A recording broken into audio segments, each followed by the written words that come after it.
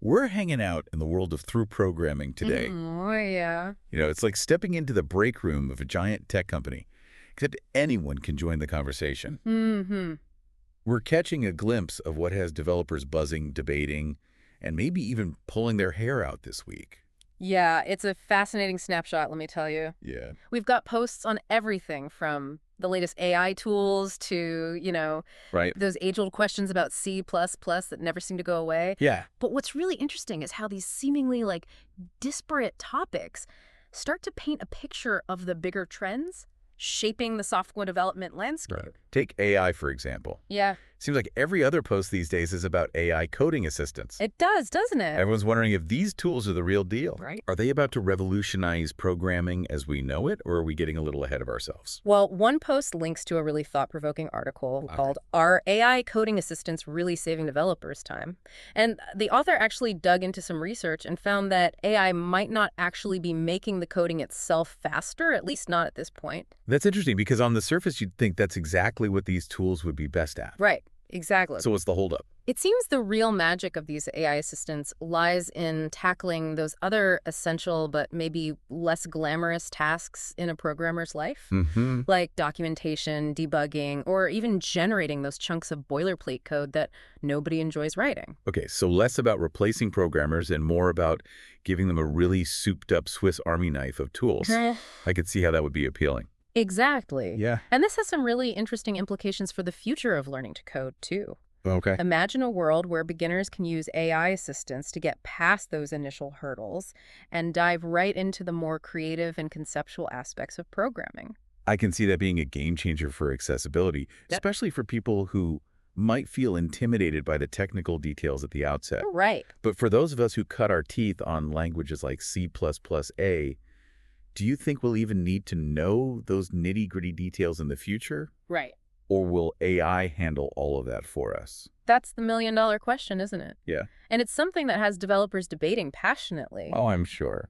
On one hand, having AI handle the lower-level tasks could free us up to focus on solving more complex problems and designing even more sophisticated software. It's almost like the difference between knowing how to repair a carburetor versus understanding the principles of combustion and engine design. Right. Both valuable, but on different levels. Exactly. Yeah. But on the other hand, there's concern that if we become too reliant on AI to handle the fundamentals, Right. we might lose some of that deep understanding of how software works at its core. Yeah. And that could have unforeseen consequences down the line. Okay, so maybe the real skill set of the future will be knowing how to leverage AI effectively while still having a grasp of those fundamental building blocks. Right. It's a fascinating dilemma, and it makes you wonder what other surprises await us as AI continues to evolve. Yeah. Speaking of surprises, something else on programming caught my eye, a post about a new tool that sounds like it's straight out of a cybersecurity expert's arsenal. A high-performance port spoofing tool.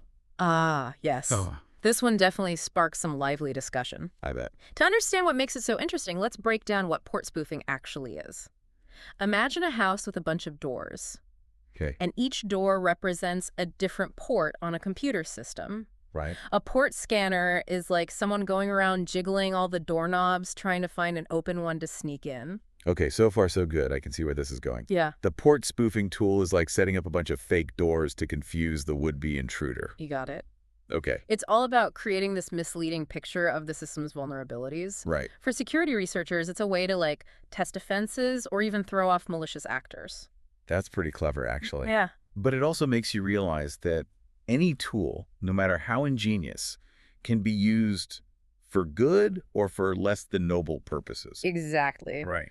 This tool, in the hands of a cybersecurity expert, is used to strengthen defenses. Right. But for someone with malicious intent, it could be used to mask their activities. Right. Yeah. It's a powerful reminder that understanding the capabilities of these technologies is crucial, even for those of us who aren't writing the code ourselves. Right. It helps us navigate the digital world with a more discerning eye. It's like they say knowledge is power. Yeah. And speaking of powerful tools, another post mentioned something called a Squalite remote replication tool, Right. which I'll admit sounds a bit like something I should probably understand better than I do. Don't worry, it's not as intimidating as it sounds. Don't worry, it's not as intimidating as it sounds. Okay. Let's break it down.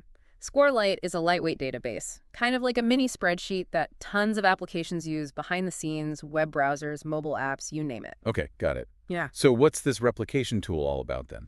Essentially, it allows you to create and continuously update a copy of an SQLite database in a different location. Okay. Think of it like having a perfectly synced backup that's always up to date. I'm starting to see why people are excited about this. Yeah. Are there specific situations where this would be a game changer? Absolutely. Imagine you're developing an app for doctors working in remote areas with limited or unreliable internet access. Yeah. This kind of replication technology would allow them to access and update patient records offline and then sync those changes seamlessly when they're back online. Right. It's all about making critical data accessible and reliable no matter where you are. That's a fantastic example.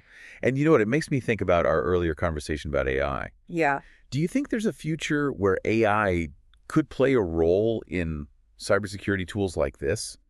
Maybe even using AI to build more sophisticated port spoofing mechanisms or to analyze replicated data to look for anomalies or threats?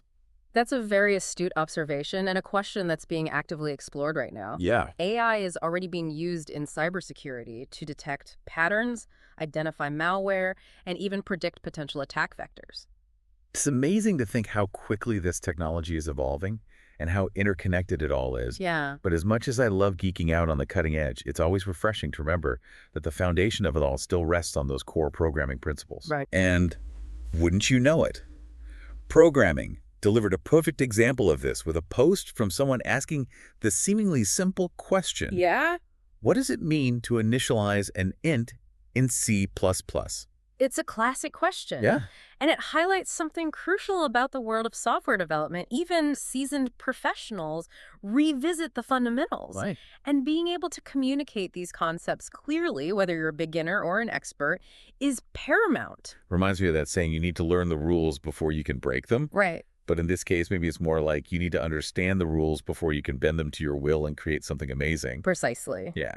And that brings us to another fundamental aspect of software development that often sparks debate: the human element. Okay. Remember that post about Scrum Masters and whether they're truly valuable? Oh, yes. The great Scrum Master debate. To be honest, I'm not entirely sure I understand what a Scrum Master does. It sounds a bit like a hybrid of a project manager and a motivational coach. That's a pretty apt description, actually. Yeah. You see, in software development, teams often use frameworks like Scrum to organize their work and make sure projects stay on track. Okay. A Scrum Master's role is to guide the team through this process, remove any obstacles they encounter, and generally help everyone work together more effectively. So less about dictating tasks and deadlines and more about facilitating collaboration and communication. Exactly. It's a much more hands-on and supportive role than a traditional project manager. Right. But as you can imagine, there's some debate about whether having a dedicated Scrum Master is really necessary or if it adds unnecessary overhead to a project. That makes sense. Yeah. It probably depends on the specific team dynamics and the complexity of the project. You've hit the nail on the head. Yeah. There's no one-size-fits-all answer in software development. Right. What works for one team might be a disaster for another. Right. And that's part of what makes this field so fascinating. It requires a blend of technical expertise, adaptability, and a deep understanding of how to navigate the human side of building software. It's like we've journeyed through the entire ecosystem of programming today, from the cutting-edge advancements of AI to those timeless fundamentals that underpin everything, and even into the sometimes messy world of team dynamics and project management. And the best part is, this is just a tiny snapshot of what's happening in the ever-evolving world of code. Every day, new challenges emerge, innovative solutions are found, and passionate debates ignite. It's a field that never sits still. And that's exactly what makes it so exciting to dive into. We've gone from AI coding assistants that could reshape how software is built to the nitty-gritty of initializing variables in C++. And we've explored how tools designed for cybersecurity can have both positive and potentially concerning applications, reminding us that technology is only as good as the intentions behind it. It's been a fascinating journey through the back alleys and bustling avenues of programming, wouldn't you say? Absolutely.